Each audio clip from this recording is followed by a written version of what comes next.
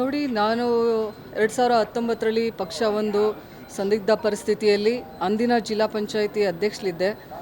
ಪಕ್ಷ ನನಗೆ ಅಂದು MP ಚುನಾವಣೆಗೆ ನಿಂತ್ಕೋಬೇಕು ಅಂತ ಹೇಳಿದಾಗ ಚುನಾವಣೆಗೆ ಸ್ಪರ್ಧೆಯನ್ನು ಮಾಡಿ ಕಡಿಮೆ ಅಂತರದಿಂದ ಸೋತಿದ್ವಿ. ಅದಾದಮೇಲೂ ಕೂಡ 5 ವರ್ಷ ನಾನು ಪಕ್ಷದ ಒಂದು ಚೌಕಟ್ಟಿನಲ್ಲಿ ಪಕ್ಷಕ್ಕೋಸ್ಕರ ಕೆಲಸ ಮಾಡಿ 2023ರಲ್ಲಿ ಅಧಿಕಾರಕ್ಕೆ ಬರೋದಕ್ಕೂ ಕೂಡ ಸಾಕಷ್ಟು ಶ್ರಮವನ್ನು ವಹಿಸಿದ್ವಿ.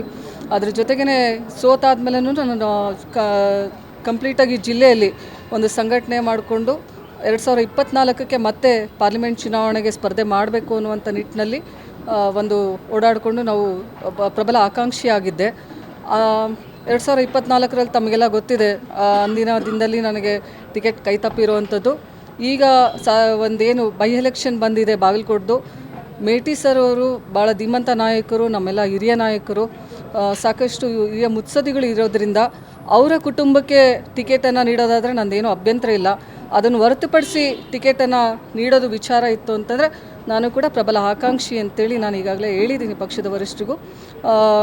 ಪಕ್ಷಕ್ಕೋಸ್ಕರ ಸಾಕಷ್ಟು ದುಡಿದಿರೋ ಅಂಥದ್ದು ನಿಟ್ಟಿನಲ್ಲಿ ಪಕ್ಷಕ್ಕೋಸ್ಕರ ಸಾಕಷ್ಟು ನಾವು ಮಹಿಳಾ ಘಟಕವನ್ನು ಮಹಿಳೆಯರನ್ನು ಸಂಘಟಿತ ಮಾಡಿದ್ರಲ್ಲಿ ಆಗಿರ್ಬೋದು, ಸಾಕಷ್ಟು ಶ್ರಮ ವಹಿಸಿರೋದ್ರಿಂದ ನಾನು ಕೂಡ ಒಬ್ಬ ಪ್ರಬಲ ಆಕಾಂಕ್ಷಿ. ಮೇಟಿ ಕುಟುಂಬ ಅವರನ್ನು ಹೊರತುಪಡಿಸಿದ್ರೆ ಅಂತೇಳಿ ಹೇಳೋದು ಬಯಸ್ತೀನಿ. ನೋಡಿ, ನಾವು ಜಿಲ್ಲಾ ಮಟ್ಟದಲ್ಲಿ ಹಾಗೂ ರಾಜ್ಯ ಮಟ್ಟದಲ್ಲಿ ಯಾರ ಗಮನಕ್ಕೆ ತರಬೇಕು ನಾವು ಅವ್ರಿಗೆ ಹೇಳಿದ್ದೀವಿ. ಅವರ ಕುಟುಂಬಕ್ಕೆ ಕೊಡೋದಾದರೆ ನಮ್ದು ಯಾವುದೂ ಅಭ್ಯಂತರ ಇಲ್ಲ. ಅವರನ್ನು ಹೊರತುಪಡಿಸಿ ಕೊಡೋದಾಯಿತು ಅಂತಂದರೆ ನಾನು ಕೂಡ ಒಬ್ಬ ಪ್ರಬಲ ಆಕಾಂಕ್ಷಿ ಅಂತ ಹೇಳೋದು ಬಯಸ್ತೀನಿ.